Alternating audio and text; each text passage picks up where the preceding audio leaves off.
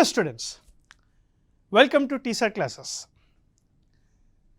భారత రాజ్యాంగంలోని historical background, evolution, separation of powers theory ఈ అంశాలని మనం లాస్ట్ క్లాసెస్లో చూసుకోవడం జరిగింది. భారత రాజ్యాంగము జనవరి 26, 1950 రోజున అమల్లోకి రావడం జరిగింది. 2 సంవత్సరాల 11 నెలల 18 రోజుల కష్టం మనం ఇప్పుడు చూస్తున్న 75 సంవత్సరాల రాజ్యాంగం. మరి భారత రాజ్యాంగం యొక్క లక్షణాలు ఏంటి?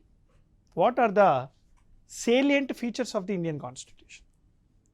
What is the uniqueness of the constitution?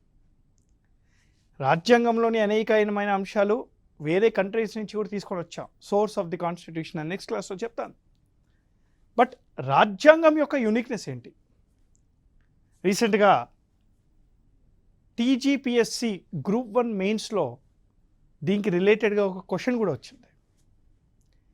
What are the features of the constitution? Why is Indian constitution so unique? What makes Indian constitution unique? దానికి చాలా విషయాలు ఉన్నాయి. ఒక్కసారి ఒక్కొక్కటిగా చూద్దాం. If you look at the first one, Indian constitution is a largest elaborated constitution in the world. It is the largest constitution in the world. Bharata Rajyangam anedi largest constitution in the world. It consists of parts, articles and schedules. Bharata Rajyangamlo prastutaniki 22 parts ఉన్నాయి. There are 22 parts in the Indian Constitution. 12 schedules ఉన్నాయి. There are 12 schedules in the Indian Constitution. రాజ్యాంగం అమల్లోకి వచ్చినప్పుడు 8 ఉండే, ఇప్పుడు 12 schedules ఉన్నాయి. రాజ్యాంగములో 395 articles ఉన్నాయి. 395 articles ఉన్నాయి. మనకి సబ్ క్లాజెస్, సబ్ ఆర్టికల్స్ అన్నీ కూడాను లెక్కిస్తే 467 ఆర్టికల్స్ ఉంటాయి. ఆల్మోస్ట్ 467 ప్రొవిజన్స్ ఉంటాయి. Indian constitution is the largest constitution in the world. ఎందుకు? వై? నాకు చాలా రీజన్స్ ఉన్నాయి. దానిలో ఫస్ట్ రీజను పాపులేషన్, రెండో reason diversity, inspiration from government of India act 1935, కేంద్ర రాష్ట్ర సంబంధాలు, డీటెయిల్డ్ ఎక్స్ప్లెనేషన్. ఇవన్నీ కారణాల వల్ల Indian constitution is the largest constitution in the world, largest democracy in the world. What is the longest democracy? America. Largest democracy? India. మరి రెండో feature, Indian constitution is a లిఖితపూర్వమైన constitution. It is a written constitution. జనరల్గా there are 2 types of constitutions: written constitution, unwritten constitution. Examples for written constitution వచ్చేసి మనకి USA ఉంది, India ఉంది, Pakistan return constitution యొక్క ఎగ్జాంపులే. మరి అన్రిటర్న్ కాన్స్టిట్యూషన్ ఏంటి sir? Example Britain, UK, New Zealand, Israel. ఇవన్నీ unwritten constitution అనమాట. What is the difference between both? India is called a return constitution. భారత రాజ్యాంగం అనేది return constitution. Return constitution is where it is return once in the history. ఒకేసారి రాసేస్తాం, మళ్ళీ రాయం. ఒకేసారి రాసేస్తాం కాబట్టి there is a difference between primary and secondary constitution. రాజ్యాంగం primary constitution అయితే మిగతా చట్టాలన్నీ కూడాను సెకండరీ కాన్స్టిట్యూషన్స్ అవుతాయి. రిటర్న్ కాన్స్టిట్యూషను రిజిడ్గా ఉంటుంది. It is rigid in nature. It is rigid in nature. Written constitution is rigid in nature. Point number 1. Written constitution is written once in the history. There is a difference between primary and secondary constitution. Written కాన్స్టిట్యూషన్లో న్యాయ వ్యవస్థ కొద్దిగా పవర్ఫుల్గా ఉంటుంది. Judiciary is powerful. Amendment is not easy. అంటే రాజ్యాంగాన్ని సవరించడం తేలిక కాదు, చాలా కష్టంగా చేస్తారు. రూల్ ఆఫ్ లా అని రిటర్న్ కాన్స్టిట్యూషన్లో ఎక్కువగా ఉంటుంది. Rule of law is prevail in return constitution. అదే అన్రిటన్ కాన్స్టిట్యూషను ప్రతి చట్టము లెజిస్లేచర్ చేసిన ప్రతి చట్టము ప్రైమరీ లానే. అందుకే లెజిస్లేటివ్ సుప్రీమసీ ఎక్కువ ఉంటుంది అక్కడ. ఫ్లెక్సిబుల్ కాన్స్టిట్యూషన్ ఉంటుంది. Legislature is very much supreme in that. Okay, so this is your written constitution. మూడో sir, a federation with unitary features. K C Wheare ఏమన్నాడంటే, he said Indian constitution is a quasi federal అని అంటాడు. భారత రాజ్యాంగం అనేది, భారతదేశం అనేది క్వాజీ ఫెడరల్ అంటే ఏంటి? ఈ క్వాజాయ్ ఫెడరల్ అంటే it consist of both the features of federation and unitary. What is the difference? Federation అంటే ఇండియాలో ఉన్నవి ఏవే ఉన్నాయి చెప్తున్నాను చూడండి. డివిజన్ ఆఫ్ పవర్స్ ఉంటాయి సెంటర్కి మరియు స్టేట్కి, కేంద్ర రాష్ట్ర సంబంధాలు. They is a division of powers between centre and state. There is a division of power between center and state, right? There is also a, right, independent judiciary. There is a written constitution. The subjects are divided into 3 lists. India lo union list, state list and concurrent list. Union జాబితాలో ఉండే subjects మీద చట్టాలు చేసే అధికారం కేంద్రానికి మాత్రమే ఉంటుంది. రాష్ట్ర జాబితాలోని సబ్జెక్ట్స్ మీద చట్టాలు చేసే అధికారము రాష్ట్ర లెజిస్లేచర్, రాష్ట్ర శాసనసభకు ఉంటుంది. కంకరెంట్ లిస్ట్లో ఉండే సబ్జెక్ట్స్ మీద చట్టాలు చేసే అధికారము ఎవరైనా చేయొచ్చు. కేంద్రమైనా చేయొచ్చు, రాష్ట్రాలైనా చేయవచ్చు. కానీ అల్టిమేట్గా కేంద్రం చేసింది నెగ్గుతుంది, అది వేరే. సో ఇండియాలో ఫెడరల్ ఫీచర్స్ ఉన్నాయి. అంటే ఇండియాలో డివిజన్ ఆఫ్ పవర్స్ ఉంటాయి. కేంద్రము రాష్ట్రము ఏర్పాటు చేస్తారు. న్యాయ వ్యవస్థ ఇండిపెండెంట్గా ఉంటుంది. ఇండియాలో రిటర్న్ కాన్స్టిట్యూషన్ ఉంటుంది. ఇండియన్ కాన్స్టిట్యూషన్ రిజిడ్గా ఉంటుంది. అంటే సవరణ అనే తేలిక కాదు. అదే యూనిటరీ ఫీచర్స్ కూడా ఉన్నాయి ఇండియాలో. ఏంటది? There is only single constitution, single citizenship, ఒకే పౌరసత్వం. కేంద్రానికి కానివ్వండి, రాష్ట్రానికి కానివ్వండి ఒకే రాజ్యాంగం ఉంటుంది. దేశం మొత్తంలో ఉండే అన్ని వ్యక్తులకు కానీ ఒకే పౌరసత్వం ఉంటుంది. అదేవిధంగా ఫ్లెక్సిబుల్ కాన్స్టిట్యూషన్ కూడా ఉంటుంది. అంటే ఏంటి? భారత రాజ్యాంగంలోని కొన్ని అంశాలను తేలిగ్గా సవరించవచ్చు, కొన్ని అంశాలేమో తేలిగ్గా సవరించలేము, కొన్ని ఏమో తేలిగ్గా సవరించవచ్చు. అదే కాకుండా ఇండియాలో మనకి వెరీ ఇంపార్టెంట్ ఇంటిగ్రేటెడ్ జ్యుడిషియరీ కూడా ఉంటుంది. They is also integrated judiciary. అదే కాకుండా very important for the exam, residuary powers. According to article 248 of the Indian constitution, residuary powers అనేవి పార్లమెంట్కి ఉంటుంది. అదే అమెరికాలో రెసిడ్యూరీ పవర్స్ స్టేట్స్కి ఉంటాయి, కేంద్రానికి ఉండదు. ఇండియాలో కేంద్రానికి ఉంటుంది రెసిడ్యూరీ పవర్స్. గుర్తుపెట్టుకోవాలి సార్, ఇది ఎగ్జామ్కి ఇంపార్టెంట్ మనకి. అంటే India is a federation with strong centre అనమాట. మరి ఇండియాలో ఫెడరేషన్ ఉంది మరియు యూనిటరీ ఉన్నా కూడా, నెక్స్ట్ ఇందాక చెప్పా, ఇండియాలో ఫెడరేషన్ ఉన్నప్పటికీ కూడాను సెంటరే స్ట్రాంగ్. ఇండియాలో కేంద్ర రాష్ట్ర సంబంధాలు ఉన్నప్పటికీ కూడాను కేంద్రానికి ఎక్కువ అధికారాలు ఉంటాయి. ఎందుకంటారు? దానికి కొన్ని కారణాలు ఉన్నాయి. What makes the union strong? ఇండియాలో ఆర్టికల్ 248 ప్రకారంగా రెసిడ్యూరీ పవర్స్ అనేవి కేంద్రానికే ఉంటాయి. That makes union strong. Article 2 మరియు 3 ప్రకారంగా ఒక కొత్త రాష్ట్రాన్ని ఏర్పాటు చేయాలన్నా, లేదా బయట ఇండియాలో లేని ఏదైనా ఒక స్థలాన్ని ఇండియాలో కలుపుకోవాలన్నా కేంద్రానికి మాత్రమే ఉంటుంది, వేరే వాళ్ళకు ఉండదు. అది ఇప్పుడు ఉత్తరప్రదేశ్ని 5 రాష్ట్రాలుగా చేయాలన్నా, లేదా పాకిస్తాన్ని ఇండియాలో కలుపుకోవాలన్నా కేంద్రమే చేయొచ్చు, రాష్ట్రాలు చేయలేవు. That makes union strong. 3 article 155, రాష్ట్రానికి హెడ్ ఎవరు అంటే గవర్నరు. ఆ గవర్నర్ని అపాయింట్ చేసేది ఎవరు sir? Centre. President of India appoints governor. That makes the centre strong. అంటే ఒక స్టేట్కి హెడ్ అయిన గవర్నర్ని సెంటర్ అపాయింట్ చేస్తుంది. క్లాష్ వస్తుంది కదా ఇక్కడ. అంటే కేంద్రమే స్ట్రాంగ్ ఇక్కడ కూడా. 4 ఆర్టికల్ 169, కేంద్రంలో ద్విసభ కౌన్సిల్. ఒక కౌన్సిల్ని ఏర్పాటు చేయాలన్నా, ఉన్న కౌన్సిల్ని తీసేయాలన్నా కేంద్రమే చేస్తుంది. It is the parliament which has the authority to abolish are create a state legislative council. అదే కాదు సార్, ఇంకా ఉన్నాయి 5 ఆర్టికల్ 11, ఇండియాలో పౌరసత్వం మీద ఏదైనా ఒక రెగ్యులేషన్ తీసుకోవాలన్నా, పౌరసత్వం మీద ఒక చట్టాన్ని తీసుకొని రావాలన్నా కేంద్రమే తీసుకొస్తుంది, రాష్ట్రాలకి సంబంధం లేదు. రాష్ట్రాలకి పౌరసత్వం మీద అధికారం లేదు. We are just called Indians. I'm not called citizen of the state, I'm called citizen of this country. అదే కాదు సార్. ఆర్టికల్ 312 ఒక కొత్త ఆల్ ఇండియా సర్వీస్ని క్రియేట్ చేయాలన్నా కేంద్రమే చేస్తుంది. ఆ ఆల్ ఇండియా సర్వీసు ఎక్కడైనా పనిచేస్తాడు, రాష్ట్రాలలో పనిచేస్తాడు. కానీ ఆల్ ఇండియా సర్వీస్ని క్రియేట్ చేయాలంటే కేంద్రమే చేస్తుంది. It is a parliament which has the authority to create a new all India service under article 312 of the Indian constitution.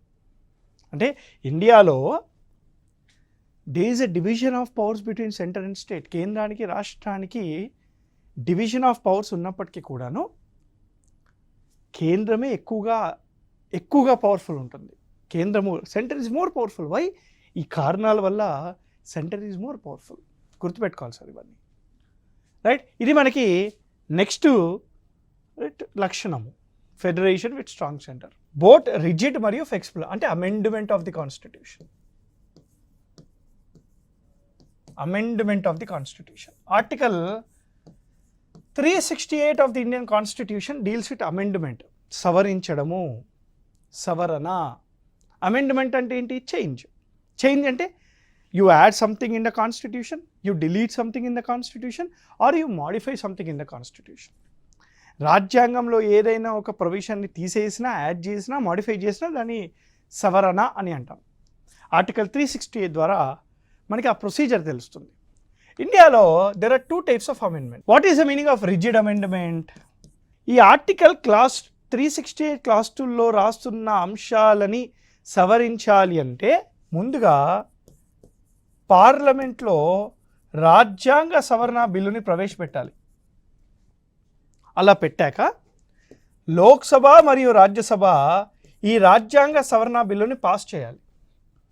అలా పాస్ అయ్యాక మినిమం 50% రాజ్యాలు దాన్ని రాటిఫై చేయాలి, ఒప్పుకోవాలి. అప్పుడే అది ఇంప్లిమెంట్ అవుతుంది, అమల్లోకి వస్తుంది. అంటే ఏదైతే ఆర్టికల్ 368 క్లాస్ 2లో రాస్తున్న అంశాలు ఉన్నాయో, ఈ ఆర్టికల్ 368 క్లాస్ 2లో రాసిన అంశాలు సవరణ చెయ్యాలి అని అంటే పార్లమెంట్లో ప్రవేశపెట్టాలి, పార్లమెంట్లో పాస్ అవ్వాలి. పార్లమెంట్లో పాస్ అయ్యాక మినిమం 50% స్టేట్ లెజిస్లేచర్ ఒప్పుకోవాలి. మినిమం 50% స్టేట్ లెజిస్లేచర్ ఒప్పుకుంటేనే అది ఇంప్లిమెంట్ అవుతుంది. దాన్నే మనం రిజిడ్ కాన్స్టిట్యూషన్ అని అంటాం, రిజిడ్ ప్రొవిజన్స్ అని అంటాం. రెండోది ఏంటి? Flexible. What is the meaning of flexible? Article 368 class 2 కాకుండా మిగతా అంశాలు ఏవైతే ఉంటాయో అవి ఫ్లెక్సిబుల్ అనమాట. అంటే సింపుల్గా ఇది పార్లమెంట్లో ప్రవేశపెడతారు, పార్లమెంట్లో పాస్ అవుతుంది, పార్లమెంట్లో పాస్ అవ్వగానే అది ఇంప్లిమెంట్ అవుతుంది. అంటే స్టేట్ రాటిఫికేషన్ లేనివి ఫ్లెక్సిబుల్, స్టేట్ రాటిఫికేషన్ అవసరం ఉన్నాయి రిజిడ్.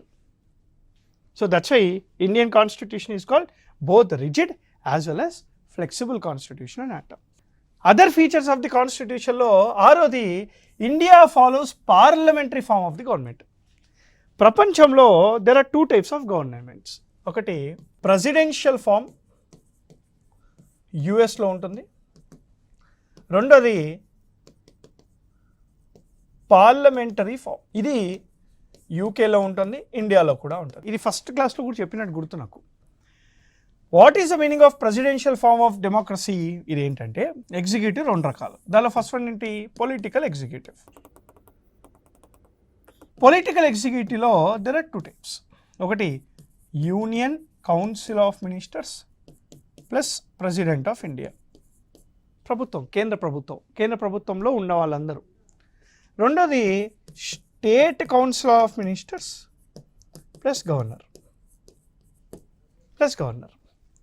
అంటే ఇక్కడ మీరు ఒక్కసారి గమనిస్తే మంత్రిమండలి, కేంద్ర మంత్రిమండలి మరియు ప్రెసిడెంటు, రాష్ట్ర మంత్రిమండలి మరియు ప్రెసిడెంటు వీళ్ళందరూ కూడా లెజిస్లేచర్లో భాగంగా ఉంటారు. they must be part of the legislature. All council of ministers including the president is part of the legislature. All council of ministers including governor is part of the state legislature. అలా లెజిస్లేచర్లో భాగంగా లేకపోతే ఒక మంత్రి 6 నెలల్లో 6 monthsలో he must be part of the legislature either by election or by nomination under article 75 of the Indian constitution. చాలా important sir. Right, ఇండియాలో parliamentary democracy అంటే ఏంటంటే the political executive is part of the legislature. Okay, రెండో చూడండి, next one, 7th one. ఇండియాలో ప్రభుత్వం ఉంటుంది, the government. Government is nothing but an organisation which consist of certain people, certain hierarchy with rules and regulations to govern a certain area. ఒక ఏరియాని కొంతమంది కలిసి పరిపాలించే విధానాన్ని ప్రభుత్వము అని అంటాం కదా. ఇండియాలో గవర్నమెంట్లో ఎన్ని రకాలు ఇది చూడాలి జాగ్రత్తగా చూడాలి. ఒకటి, ద యూనియన్, కేంద్ర ప్రభుత్వం. ద స్టేట్, రాష్ట్ర ప్రభుత్వం. ఈ లోకల్ గవర్నెన్స్లో మళ్ళీ 2 రకాలు, పంచాయతీ రాజ్ సంస్థలు, రెండోది మున్సిపాలిటీస్. ఇంతేనా? ఈ 3 మనకు తెలిసింది, ఇంకా ఉన్నాయి 4 యూనియన్ టెరిటరీస్, కేంద్ర పాలిక ప్రాంతాలు. మొత్తం ఎన్ని యూనియన్ టెరిటరీస్ ఉన్నాయి? 8 యూనియన్ టెరిటరీస్ ఉన్నాయి. దానిలో 3 విత్ లెజిస్లేచర్స్. రీసెంట్గానే జమ్మూ అండ్ కాశ్మీర్లో ఎన్నికలు కూడా జరిగాయి. సో కేంద్ర పాలిక ప్రాంతాలు 8 union territories are there. 5 schedule 5 areas. There are schedule 5 areas. ఈ షెడ్యూల్ 5 ఏరియాస్ ఎన్ని రాష్ట్రాలలో ఉన్నాయి? They're in 10 states directly governed by the President of India. Schedule 6 areas, 80 states. Assam, Tripura, Meghalaya, Mizoram. Cooperative societies. Sahakara Sangalu, Part 9B of the Constitution. Part 9B of the Constitution, Sahakara Sangalu. చూడండి, government అనేది మన ఇండియాలో the union, the state, local governance, union territories, schedule 5 ప్రాంతాలు, schedule 6 ప్రాంతాలు, cooperative societies, ఇవన్నీ కూడా ఉంటాయి అన్నమాట. Okay, part 5, part 6, part 9, part 8, right, schedules 244 class 1, 244 class 2, right, part 9B cooperative societies అన్నమాట. ఓకే, నెక్స్ట్ వన్ చూడండి. ఇండియాలో first past the post system మరియు ప్రపోర్షనల్ రిప్రజెంటేటివ్ సిస్టమ్ 2 ఉంటాయి. డెమోక్రసీ అనేది 2 రకాలుగా ఉంటుంది, డైరెక్ట్ డెమోక్రసీ మరియు indirect democracy. Know what is the meaning of direct democracy? Right, ఇక్కడ రైట్ టు ఓట్ ఉంటుంది మరియు రైట్ టు రీకాల్ కూడా ఉంటుంది. స్విట్జర్లాండ్లో చూస్తాం మనం. Madhya Pradesh is the first state in India to implement direct democracy in local governance. Right to రీకాల్ని తీసుకొచ్చిన ఫస్ట్ స్టేట్ ఇండియాలో మధ్యప్రదేశ్. గుర్తుపెట్టుకోవాలి సార్ ఇది. ఓకే, మరి ఇండైరెక్ట్ డెమోక్రసీ అంటే ఏంటి? ఓన్లీ రైట్ టు ఓట్ మాత్రమే ఉంటుంది. దీన్నే పార్టిసిపేటరీ డెమోక్రసీ అని కూడా అంటారు, లేదా రిప్రజెంటేటివ్ డెమోక్రసీ అని కూడా అంటారు. ఇండైరెక్ట్ డెమోక్రసీలో రైట్ టు ఓట్ వచ్చేసి 2 రకాలుగా ఉంటుంది. First past the post system, proportional representative system. First past the post system, proportional representative system. ఈ first past the post system ఇండియాలో లోక్సభ ఎంపీస్కి గాను, అసెంబ్లీకి చెందిన ఎమ్మెల్యేస్కి గాను, పంచాయతీరాజ్ సంస్థలు రైట్ మెంబర్స్కి గాను, మున్సిపాలిటీ ఎలక్షన్స్కి గాను, మున్సిపాలిటీ మెంబర్స్కి గాను ఇది యూజ్ చేస్తాం. ఈ యొక్క ఎన్నికల విధానాన్ని దీనికి యూజ్ చేస్తాం. మరి ప్రపోర్షనల్ రిప్రజెంటేటివ్ సిస్టమ్ దీనికి యూజ్ చేస్తాం సార్. రైట్, రాజ్యసభ ఎంపీల యొక్క ఎన్నికలు గాను, స్టేట్ లెజిస్లేటివ్ కౌన్సిల్ ఎమ్మెల్సీస్కి గాను, ప్రెసిడెంట్ ఆఫ్ ఇండియా ఎన్నికలకి గాను, వైస్ ప్రెసిడెంట్ ఆఫ్ ఇండియా యొక్క ఎన్నికలు, దీనికి మనం ప్రపోర్షనల్ రిప్రజెంటేటివ్ సిస్టమ్ అనే ఒక పద్ధతిని యూజ్ చేస్తాం. సో ఇండియాలో 2 రకాల ఎన్నికలు ఉంటాయి. ఈ 2 రకాల ఎన్నికలు డెమోక్రసీ, డైరెక్ట్ డెమోక్రసీ, ఇవన్నీ కూడా ఉంటాయి అన్నమాట. ఇది 8th one. మరి రెండో విషయం, నెక్స్ట్ ఫీచర్ ఏంటి? What is the next feature? ఇండియాలో బోత్ ఇండిపెండెంట్ జ్యుడిషియరీ ఉంటుంది, ఇంటిగ్రేటెడ్ జ్యుడిషియరీ కూడా ఉంటుంది. ఇది మీకు ముందే చెప్పినాను మీకు ఇది. What is the meaning of independent judiciary? ఇండియాలో రాజ్యాంగాన్ని కాపాడే వ్యవస్థ కాబట్టి భారత న్యాయ వ్యవస్థ ఇండిపెండెంట్గా పనిచేస్తుంది. మరి what is the meaning of integrated judiciary? Any law passed in India can be reviewed and implemented by any court. ఇండియాలో ఎవరు చేసిన చట్టమైనా కూడాను ఎవరైనా దాన్ని సమీక్షించి అమలు పరచవచ్చు. యూనియన్ చట్టాలు, కేంద్రం చేసిన చట్టాలు సుప్రీంకోర్టే తీసుకొని రావాలి, అక్కడే రివ్యూ చేయాలని లేదు. కేంద్రం తీసుకొచ్చిన చట్టాలు డిస్ట్రిక్ట్ కోర్టులు కూడా ఇంప్లిమెంట్ చేయొచ్చు. దాన్ని ఇంటిగ్రేటెడ్ జ్యుడిషియరీ అని అంటాం. ఇండియాలో జ్యుడిషియరీ వచ్చేసి ఇంటిగ్రేటెడ్ సిస్టమ్గా ఉంటుంది. Supreme Court at the top, high court at state level and lower courts. దీన్ని సబార్డినేట్ కోర్ట్ అని కూడా అంటారు. మొత్తం దేశానికి there is only 1 Supreme Court, 25 high courts, 600+ subordinate courts ఉన్నాయి. మనకి 600 పైగా డిస్ట్రిక్ట్ కోర్టులు ఉన్నాయి. డిస్ట్రిక్ట్ కోర్టులలో మళ్ళీ రకరకాలుగా ఉంటాయి. Civil court, criminal court, revenue boards ఇట్లా ఉంటాయి అన్నమాట. Okay, next emergency provision. Part 18 of the constitution, article 352 to 360 talks about emergency. There are 3 types of emergencies: national emergency, state emergency, financial emergency. ఇప్పటి వరకు national emergency అనేది 3 సార్లు పెట్టారు, 3 times. ఎక్కువ సార్లు పెట్టిన స్టేట్ ఎమర్జెన్సీ ఉత్తరప్రదేశ్. అసలు స్టేట్ ఎమర్జెన్సీ పెట్టని రాష్ట్రాలు Telangana, Chhattisgarh. Till now financial emergency was never imposed. Till now, financial emergency was never imposed. The 11th one we have is Indialo Pradhamika Hakkulu, basic rights to the people, inspired from Bill of Rights. Inspired from Bill of Rights in USA. Bharata Rajyangamloni Part 3 of the Constitution, Article 12 to 35 deals with the fundamental rights. Pradhamika Hakkulu, basic rights to the people. Right to equality, right to freedom, right to religion, right against exploitation, right of cultural rights, minority rights. ఇవన్నీ కూడాను మనకి ప్రాథమిక హక్కుల ద్వారా ఉంటాయి. మరి India also consist of, భారత రాజ్యాంగంలో డ్యూటీస్ కూడా ఉన్నాయి. రైట్, మరి రైట్స్ ఉన్నప్పుడు డ్యూటీస్ ఉండాలి కదా. స్వరణ్ సింగ్ కమిటీ రికమెండేషన్స్ మీద రష్యన్ కాన్స్టిట్యూషన్ నుంచి తీసుకొని వచ్చాం. 42వ రాజ్యాంగ సవరణ చట్టము 1976 ద్వారా ఈ ఫండమెంటల్ డ్యూటీస్ అనేది యాడ్ చేశారు. ఈ fundamental duties part 4A of the constitution, article 51 capital ఏలో మెన్షన్ చేసి ఉన్నాయి. It is mention in article 51 capital ఏలో ఉన్నాయి. మరి ఆదేశిక సూత్రాలు, directive principles of state policy.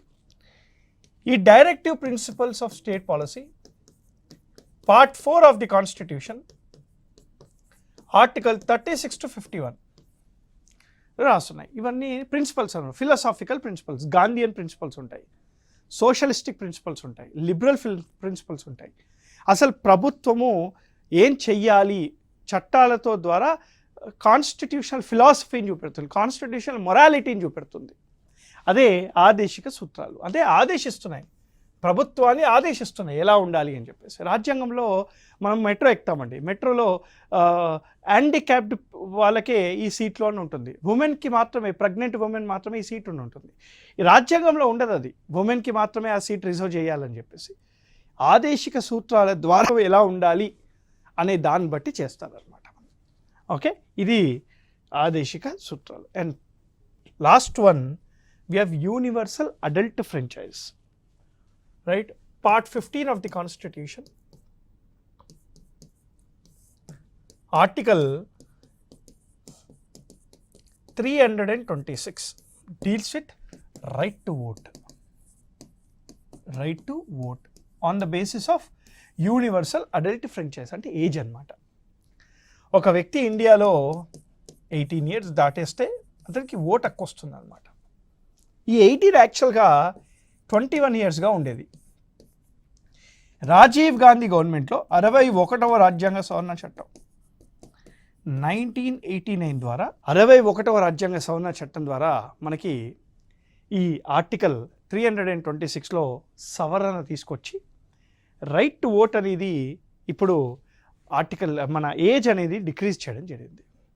రీసెంట్గా చూసుకుంటే మన 2024 ఎన్నికల్లో ఇండియాలో సుమారుగా 95 కోట్ల ఓటర్లు ఉన్నారు. 95 crore voters are there in India. It is almost equal to population of some 30 countries in the world. మనం యాడ్స్ ఆఫ్ చెప్పాల్సింది ఆర్టికల్ 324 ద్వారా స్థాపించబడ్డ ఎన్నికల సంఘానికి, election commission of India. It is a single organisation which conducts elections in free and transparent manner. So this is very important. ఇవి రాజ్యాంగ లక్షణాలు, features of the Indian constitution. రాజ్యాంగం యొక్క లక్షణాలను అర్థం చేసుకుంటేనే ఆ లక్షణాలతో కూడిన విషయాలను ఫ్యూచర్ క్లాసెస్లో ఇంకా అర్థం అవుతూ ఉంటాయి.